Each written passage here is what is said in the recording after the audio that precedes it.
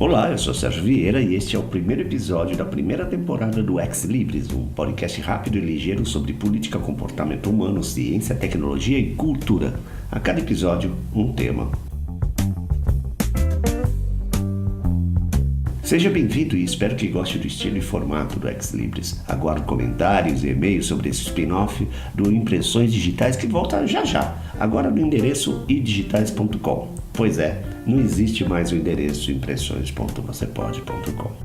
Se você quiser e usar o aplicativo Anchor.fm, assinale lá este podcast. Assim você pode enviar um comentário em áudio, dar um joinha, no caso, palmas, para o episódio.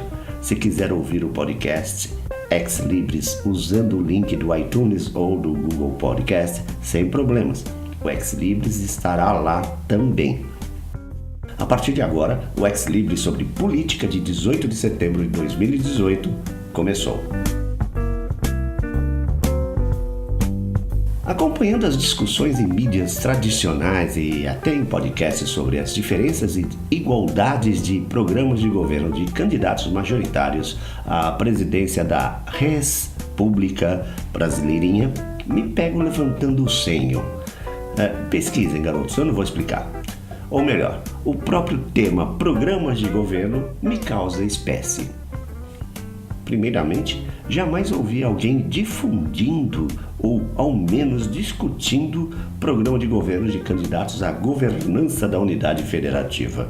E antes que alguém diga que isso não é importante, lembro que só aqui em São Paulo somos 45 milhões de almas acorrentadas ao PSDB desde 1995. Parênteses. Até parece o PRI, o Partido Revolucionário Institucional do México, que ficou quase um século no poder. Na realidade, e conferindo aqui, de 1929 a 2000. Desde já aviso, nunca confie muito nas informações que a gente recebe e vai passando, assim, sem mais nem menos.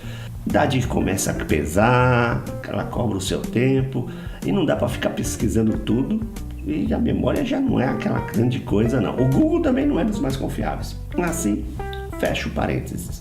E de volta ao roteiro, complementando esse primeiro item. Somos 45 milhões aqui em São Paulo. Somos apenas 577 mil habitantes em Roraima. E esta é a defasagem entre o mais populoso e o menos populoso dos estados brasileiros. Coisa de 44,5 milhões de pessoas. Por curiosidade, a soma das populações de Minas Gerais, Rio de Janeiro e Bahia, os outros 3 estados mais populosos do país, além de São Paulo, dá algo como 53 milhões de habitantes. Essa quantificação estratificada demonstra nossas múltiplas realidades. O pior é que os 4 maiores estados da União Federativa são quase 50% do país.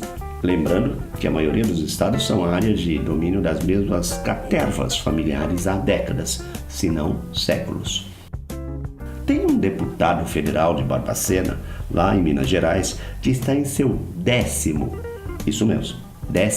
mandato, 40 anos na Câmara. Já deve ter placa de patrimônio da União no traseiro.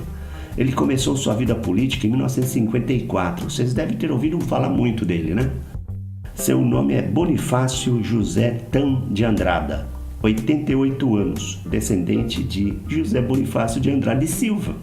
A prole já está devidamente enfronhada em assembleias e judiciários. Em segundo lugar, me arrepia a nuca quando percebo que o primeiro item aqui abordado está completamente comprometido. Pois, como explicar que o ex-alcaide oportunista de São Paulo, que há poucos meses, num rompante, abandonou o cargo após ser fervorosamente eleito no primeiro turno, está agora posando de salvador do Estado? Afinal, ele é gestor, ele não é político, como cansa de afirmar. O gestor em pauta rasgou seu contrato literalmente, tripudiou os próprios parceiros de partido e tocou um sonoro dane-se para os habitantes da capital de São Paulo. Tal qual outro prócer da turma que alardeia: me elege, que eu vou abandonar o cargo assim que der para biscoitar uma graninha ali. Sim, aquele ex-candidato à presidência que não resiste a uma bolinha de papel na cabeça e que sem eira e nem beira voltou ao país em 79, mas fez sua filha uma empresária milionária antes dela completar 30 anos. Tenho certeza que esse animal político não compreende o que significa moralmente ser eleito para um cargo público de tal magnitude e a obrigação intrínseca imposta pela regra democrática. Mesmo que admitamos de forma machista a justificativa feita por ele comparando o abandono do cargo eletivo, um contrato social legal e moral múltiplo, a um casamento que não deu certo, um contrato social e emocional entre apenas duas partes. Não podemos esquecer que tal sujeito é useiro e vezeiro de apropriação indébita de dinheiros e de próprio público, e, para completar, caloteiro de imposto contumaz, como a justiça decretou em processos transitados em julgado. Só um idiota de primeira ordem elege um boçal desse calibre a um cargo executivo. O boçal de calibre maior, nato por natureza, não é pauta desse episódio do Ex Libris. Desprezando os dois primeiros pontos e analisando os atuais programas de governo de candidatos à presidência, temos uma situação patética, se não patológica.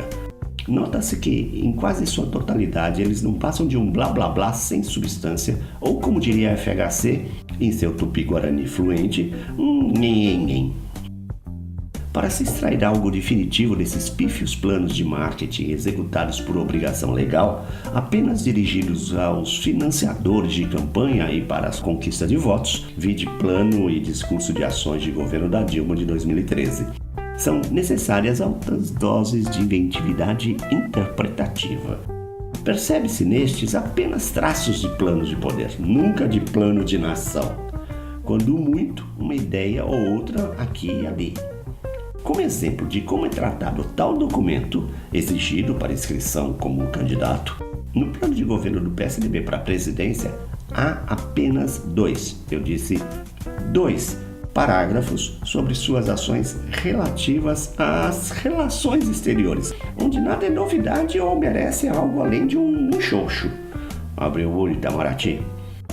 Por fim, e de modo sintético, nunca vi um programa de governo desde 1989 definir um único e sequer voto. Eles fingem que pagam e a gente finge que joga, né, Vampeta? O Ex Libris, spin-off do Impressões Digitais, o podcast rápido e ligeiro sobre política, acabou. Se você gostou do Ex Libris, faça como a Ambi3 Gestão Ambiental. Ajude esse podcaster a divulgá-lo e a mantê-lo. Lá no site idigitais.com você tem mais detalhes sobre como pode fazer isso. Você poderia ainda ajudar o Ex Libris dando umas estrelinhas lá no iTunes, quando ele estiver disponível, né? Saúde, paz, grato pela companhia e até a próxima.